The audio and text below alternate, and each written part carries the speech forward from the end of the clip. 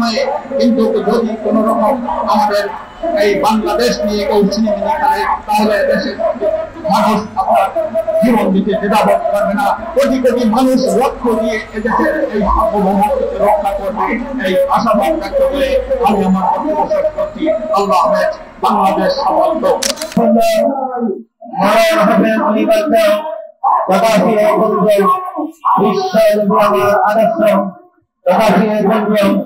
বাংলাদেশ আমার আদর্শ, কেননা বাংলাদেশে আমি জন্মগ্রহণ করেছি, এই জন্য বাংলাদেশ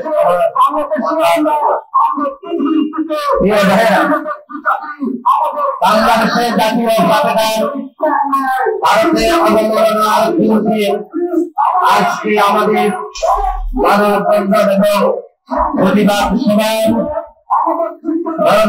সভাপতি যিনি গণতান্ত্রিক জাতীয় জোটকে এগিয়ে যাচ্ছেন এই চমৎকার এবং রাজনৈতিক কর্মসূচির ঘোষণা দিয়েছেন, বাস্তবায়ন করিয়েছেন এই সাংবাদিক মোহাম্মদ দেলোয়ার হোসেন।